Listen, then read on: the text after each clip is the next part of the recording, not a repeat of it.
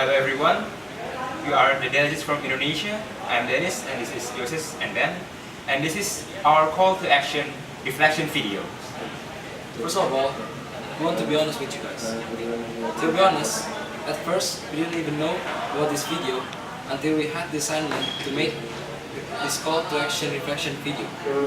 What we're implying is that we didn't identify any implementation of the call to action video in our school.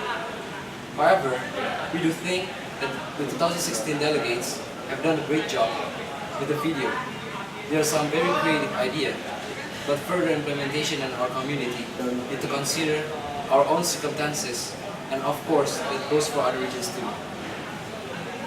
The video isn't published enough and the duration of the video is too long, which make it become boring. To be honest, even we think it is not interesting, let alone other people that have no involvement with this program. The content also has a few problems. For example, in the home economics class project that they provide, it didn't really take our school circumstances into consideration.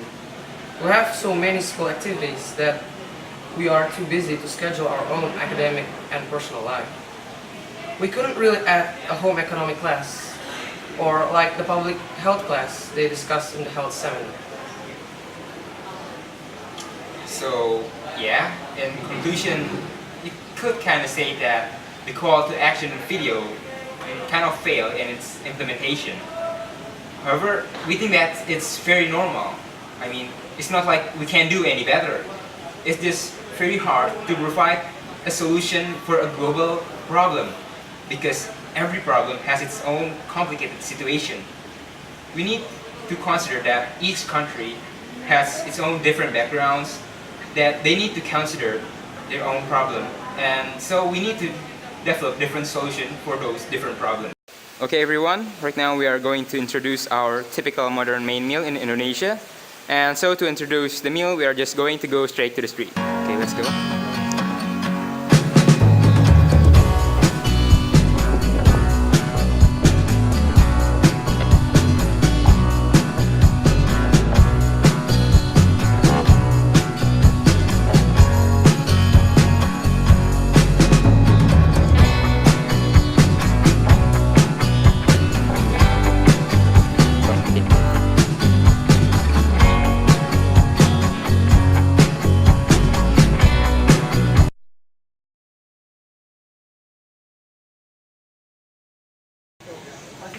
Here in Indonesia, in Warteg to be exact, here in Indonesia the food are served beforehand, or well, at least in this Warteg as we call it.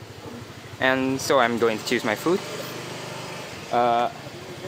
Nasi kering kentang, telur dadar. As you can see, there are several kind of food in here, and these several kind of foods kind of represent how Indonesia has so many kind of culture and the pluralism within it.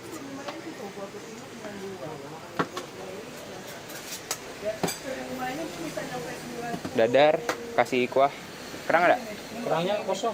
Oh, Ya, lagi ya udah ada gorengan. Gorengan ada? mau digoreng nih. Lagi digoreng. Mau, lagi mau habis kentang. Oh, ini sayur sopnya nih. So, Ya. tadi ada yang borong. Oke. Ya. Sambal. Kasih. Jeruk. Ya, masih ya bang. Okay, so everyone, this is just one of the typical kind of meal in Warteg. I just use the normal one. You see here, just some fried egg, soup, and rice with rice. Yeah, rice. Rice is kind of the staple food in here. We ate a lot of it, and you don't really feel that you already ate if you don't eat rice. We are back in our student council room in our school, and that was one of our many kind of types of meal. As you can see, we couldn't exactly call that place as a restaurant, but we chose this place because it was cheap. For example, one of my friend's meal only cost $1. That's why many people from the lower middle class, which makes up most of the population, go there. We chose Warteg because they serve many kind of food, and most of them are Indonesian traditional food. You may think that it wasn't very appetizing, though, from the places and all.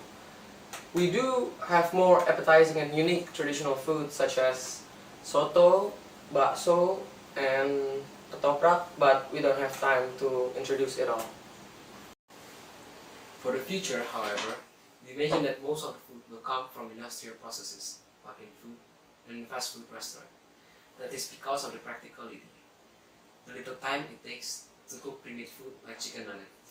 We see that most of the young people like us increasingly goes to fast food restaurants. I think originally we value slow food a lot, like we can see from the people in rural areas who still cook slow food with traditional cookware. However, with the busy life like in cities like Jakarta, people start to prefer the fast food, to spend more of their time in working. Yes, we think that in the future, pre-made food will dominate many households and more people will eat in fast food restaurants. We do realize that these kind of food, they have little historical and traditional value. We think that those kind of value are unfortunately less important than practicality when people go for their work lunch. But does that mean traditional food will be gone? No. Although people don't really care about traditional value in their everyday meal, when they travel to a region, like on holiday, they search the specialty of the food in that region. Making traditional foods are actually a job so important for the living of many people in rural areas. And so, traditional food will survive, and people will value them for their traditional and historical value. However, practical foods will still dominate everyday lunch for many people. Despite the fact that pre-made food will dominate in the future, there are still some food that will always be around. Some food like soto and rendang is so delicious. People just can't not have it. Oh, and we haven't introduced a very symbolic and important traditional food from Indonesia, that is nasi tumpeng. We eat nasi tumpeng together with our big family and all of our neighbors around us.